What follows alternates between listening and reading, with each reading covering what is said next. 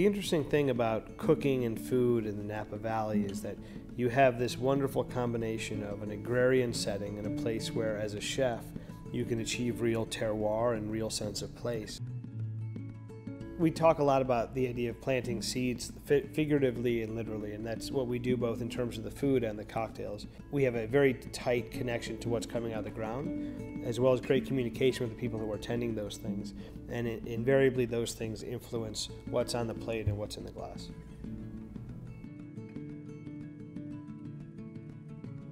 The purpose of these culinary gardens is to provide Chef Costow and his sous chefs with a playground of as many unique, esoteric vegetables, herbs, and flowers as possible. Everything is as fresh as it possibly could be. The sous chefs will write the list at the end of their night. That's the last thing they'll do, and then first thing in the morning, we harvest, bring it up before noon so they can get everything prepped for service, so it's a really quick turnaround. About 80% of the produce we use in the restaurant comes from the gardens that we operate, and that's one of the joys of having a garden is you can use everything from the root to the fruit. We've really attempted to incorporate the materia prima of the valley. You know, all the local hives and the olive trees, the elements of grape production that we use, the wild grape leaves and the verjus and the leftover Cabernet must, so on and so forth. So we've really tried to dig deep into this place and create a style of food specific to it.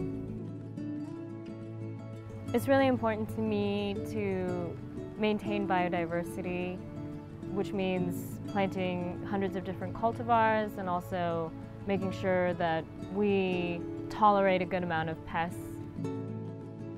If we try to get rid of all of the aphids, we'll not have any beneficial insects, there'll be no ladybugs. Kind of a natural way to keep our plants pest-free.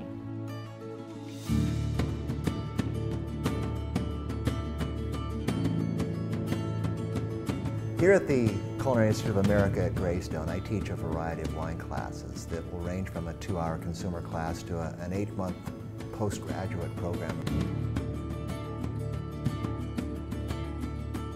Here in the Napa Valley, we had a series of geological events that happened over 100 million years ago that created probably one of the more diverse soil structures that we have in the world.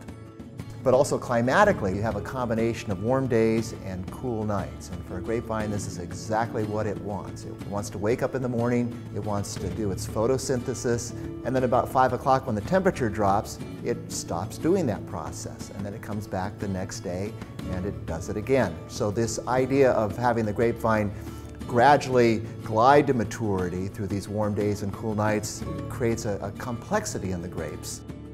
There's a diversity in the Napa Valley in terms of soils and in terms of climates that most other regions of the world don't have.